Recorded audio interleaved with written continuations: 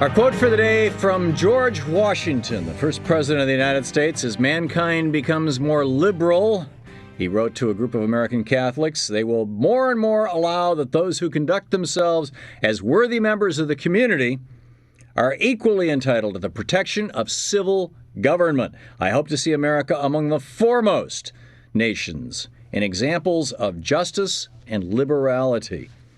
The liberals have brought us things like the interstate highway system proposed by Franklin Roosevelt, the GI Bill, the child labor laws, the 40-hour work week, the right of employees to collectively bargain, overtime pay, work time safety, the Marshall Plan, environmental laws, Social Security, the Peace Corps, the Civil Rights Movement.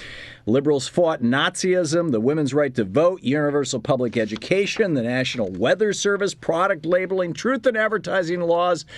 I mean, it just goes on and on. Public health laws, the National Institutes of Health and Public Safety, the Morrill Grant Land Grant Act, which has produced universities all across the country, which at a low cost educate people. Thom Pauken, EmpowerTexans.com/blog/5725, former head of the Republican Party in the state of Texas. Tom, every single one of those things that I just read, Republicans and conservatives fought against. What is the platform? You say that people are going to embrace conservatism. What have conservatives done for America? Well, I'll tell you what they did, Tom. Number one, I was in the Reagan administration, and we inherited double-digit inflation. We inherited high unemployment. We passed the Kemp-Roth Job Creation Act, which in 2 years had grown the private sector, got us out of a serious economic recession, got inflation under control, and President Reagan put in place a policy to win the Cold War and defeat the Soviet Empire. And literally we began to reduce the control of government by centralized authorities in Washington. Unfortunately, in the post-Reagan period, whether it's Democrats or Republicans, we've done two things. We've allowed the Wall Street private equity moguls to drive the train and dominate the American economy, and we've grown government and control out of Washington and running massive budget deficits, and we really need to return to what I call the basic philosophical principles of conservatism in order to get the ship of state headed back in the right direction, and that wasn't the case in the Bush administration, and it surely isn't the case in the Obama administration, where the same Wall Street crowds running things just like they did when George W. Bush was in, or when Robert Rubin was Secretary of Treasury in the Clinton administration, and we began this crony capitalism bailout of the Wall Street insiders who get on the wrong side of credit derivatives trade, and I call it in my book privatizing the gain and socializing the risk. Absolutely. Tom, let me get a word in here, if I may, please. Okay. You've said a lot. You let in with a lot too. You're right. You're right. I did, and I'm equal time. Yeah, and I'm not I'm not going to try and talk over you or anything like. I mean, we can interrupt each other, but you just went through this list of all these wonderful things that Reagan did, and first of all, he borrowed more money in his 8 years than every president from George Washington to Jimmy Carter, including all the wars we fought combined. If you give me $1 million credit card and tell me that I never have to pay it off or future generations will pay it off, I can show you what it looks like to live large. Can I respond to that? Please. In the first Reagan term from 81 to 85, literally we cut domestic spending during that period of time of high inflation. The only growth in spending was the defense buildup, which was justifiable, in my opinion, at that time because of the threat of the Soviet threat. Now, in the post-Soviet period, we should have drawn down in terms of... Now, what you just said was basically during the first few years of the Reagan administration, they cut money to families with dependent children, they cut money for school lunches, they cut money for everything except the military, and then the Star Wars budget exploded so that his buddies Cap Weinberger and... Tom, at the same time, guess what?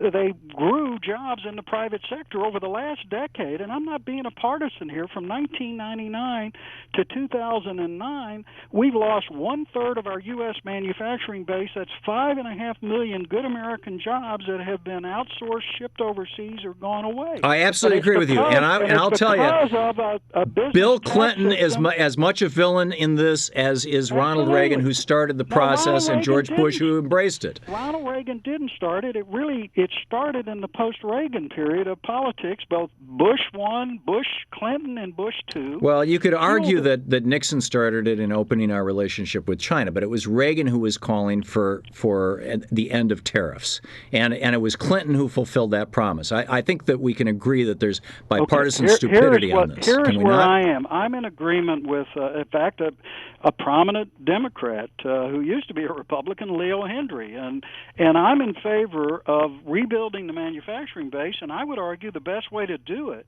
is to replace the onerous business tax, which rewards debt and penalizes savings and capital investment here in the U.S., with an 8% an 8% revenue neutral business consumption tax, and all of a sudden those jobs start coming home again, and it takes the power out of the hands of these Wall Street moguls. Tom, look at the actual. We're talking with Thom Plotkin, the chair of the Texas Workforce Commission, former head of the Texas Republican Party, the author of Bringing Home America. Tom, if you look at the actual numbers, yes, 35% corporate tax. We have one of the highest corporate tax rates in the industrialized world.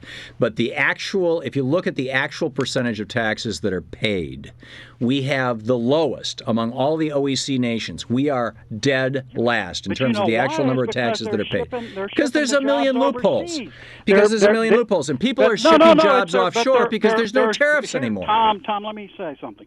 It's because of the onerous tax system that those manufacturing plants get shipped overseas. You replace it, and guess what? You get the jobs home, and you get a lot more money from the federal government ultimately with a business consumption tax.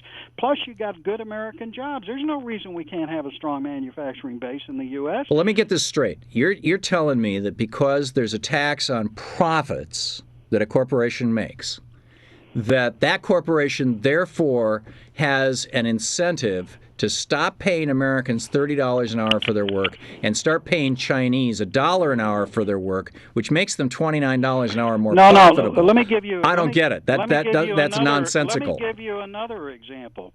U.S.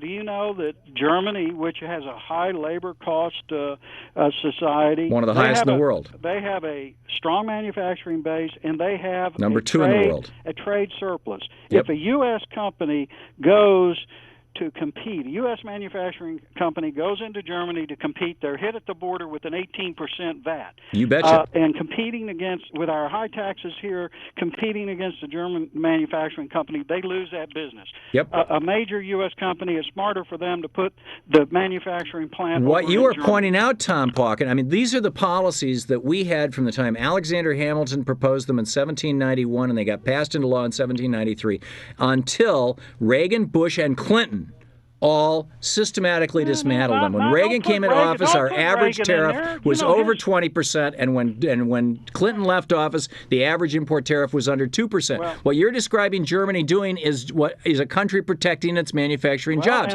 Why shouldn't we? I agree. That's what we would do. You'd have an 8% border-adjusted consumption tax, which is a VAT on goods and services coming into the U.S., and you eliminate the corporate income tax, and all of a sudden we've got a level playing field with our trading competitors. And they're all charging corporate income taxes. They all collect more corporate income tax than we do. I'm with you on the border tax. I'm with you on the tariff. No, that's not true. They don't collect a bigger corporate income tax. They do. No, I disagree. I think other than Japan, which is cutting their corporate income tax, we have the most onerous in the world. We have the highest rate, not the highest rate of collection. Well, we have the lowest rate of collection of the OECD nations. Google it. But tell you something, Tom. Why not just replace it with a business consumption tax, and we accomplish what both of us want, bringing good jobs home to us. Okay, well, people can read about it over at EmpowerTexans.com. No, it's TomPlotkin.com. Okay, Thom Plotkin, PAUKEN.com. Thanks, Tom.